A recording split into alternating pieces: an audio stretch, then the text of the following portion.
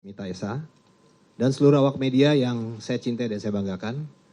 Pada hari ini kami selaku Kapolda Banten akan menyampaikan hasil penyidikan yang telah kami lakukan, tentunya atas koordinasi bersama dengan pihak Puspomal TNI Angkatan Laut, karena kejadian yang berakhir adanya penembakan itu bermula dari kasus penggelapan terhadap sebuah kendaraan yang ditangani oleh Polda Banten. Kami akan sampaikan, yang pertama kasus ini dilaporkan kepada kami terkait dengan tindak pidana penggelapan sesuai dengan pasal 372 KUHP.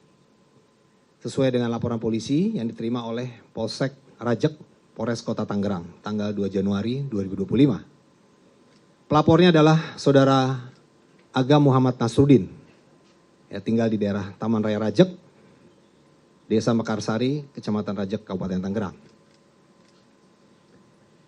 Waktu dan tempat kejadian penggelapan ini adalah di CV Makmur Raya, tempat rental kendaraan. Pukul 00.15 dilakukan penyewaan di Taman Raya Rajek Blok I 15. RT 015 RW 005 Desa Mekarsari, Kecamatan Rajek, Kabupaten Tangerang. Yang disewa adalah Honda Brio warna orange, nomor polisi B2694 KZO. Yang disewa oleh seorang warga Pandeglang bernama AS. Yang selanjutnya AS ini menyerahkan, setelah dia menyewakan diserahkan pada Saudara IH, yang saat ini masih DPO.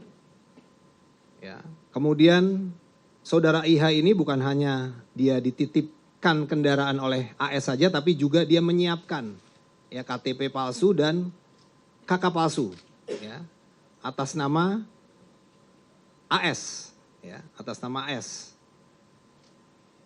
Tentunya ini sebagai syarat dokumen penyewaan kendaraan. Untuk bisa menyewa dia harus menggunakan KTP dan KK, tapi dia menggunakannya KTP dan KK palsu. Kemudian dari Saudara IH, dia menyerahkan lagi ke Saudara RH. Nah, RH ini kemudian dijual kepada Saudara IS dengan harga 23 juta. Nah, kemudian dari Saudara RH baru diserahkan kepada atau dijual kepada Saudara AA, Oknum TNI Angkatan Laut, melalui Saudara SY.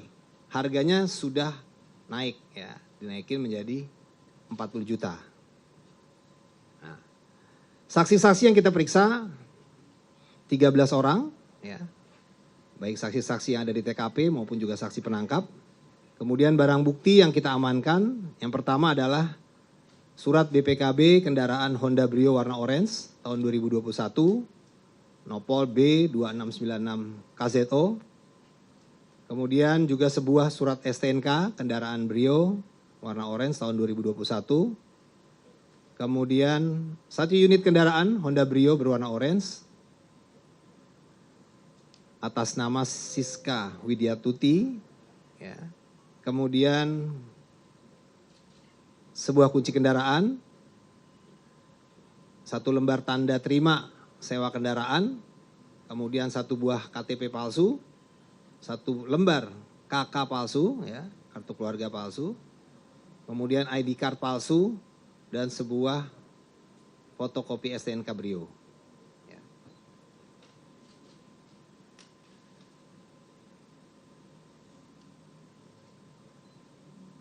Nah, jadi itu proses daripada penggelapan, rangkaian yang tadi saya sampaikan, sehingga mobil Brio ini setelah dikuasai oleh oknum anggota TNI AL, kemudian dibawa, yang rencananya disewa itu untuk digunakan ke daerah Sukabumi. Ya. Dan di dalam kendaraan itu sudah terpasang 3 GPS. Nah, 1 GPS masih aktif, 2 di GPS ini sudah tidak aktif. Karena 2 GPS ini mati, maka si pemilik rental, ya, Saudara Agam dan ayahnya dan juga stafnya, keluarganya melakukan pencarian secara sendiri, ya, secara mandiri. Sehingga menemukan informasi kalau mobil ini ada di sekitar Pandeglang. Ya. Kemudian dilakukan pencarian ke arah sana secara mandiri, ya. Sampai dengan kendaraan ini berpindah tempat, ya, sampai di kilometer 45 di Indomaret kilometer 45.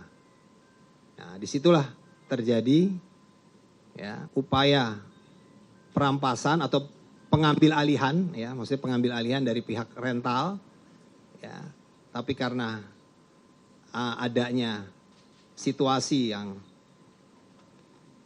agak tarik-menarik di sana sehingga terjadilah penembakan. Nah, nanti akan disampaikan untuk kejadian penembakan dari Pak dan Puspomal. Seperti itu. Betul, ada peristiwa Saudara Agam, ya, bersama Saudara Samsul dan 3 orang lainnya, jadi berlima, sebelum kejadian penembakan di TKP kilometer 45 itu sempat datang ke Polsek Cinangka, ya, Polres Cilegon. Nah, datang sekitar pukul 02.30 waktu Indonesia bagian Barat. Kemudian diterima oleh anggota piket yaitu Brigadir Dery Andriani dan Bribka Dedi Irwanto, ya. Nah, terjadi komunikasi di sana, ya, bahwa Saudara Agam menyampaikan bahwa mobil rentalnya itu dibawa oleh penyewa, ya, yang dibawa ke arah Saketi Pandeglang. Ya.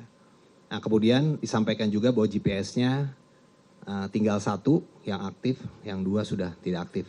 Jadi diduga sudah ada upaya untuk melakukan penggelapan, gitu kan. Nah, anggota kami, Saudara Bribka Dery, ini dilaporkan karena adanya dugaan penggelapan rental, ya, dan situ ada sedikit diskusi antara rental dan leasing. Nah, dilaporkanlah ke Kapolseknya untuk meminta petunjuk. Nah, pada saat melaporkan kepada Kapolseknya, Bribka Dery ini tidak utuh melaporkannya. Ya, seharusnya ini adalah terkait dengan rental, penyewaan kendaraan yang didugakan digelapkan, tapi dilaporkannya leasing kepada Kapolseknya. Sehingga Kapolsek ini menyampaikan kalau memang leasing harus ada surat dari leasing dan sebagainya, diminta dokumen. Nah, dokumen ini pun sudah disampaikan sebenarnya oleh Saudara Agam, baik itu BPKB, STNK, dan kunci cadangan. Jadi seharusnya memang anggota kita itu melakukan pendampingan. Tapi tidak dilakukan pendampingan karena anggota merasa kekuatannya sedikit. Jadi tidak berimbang sehingga tidak melakukan pendampingan.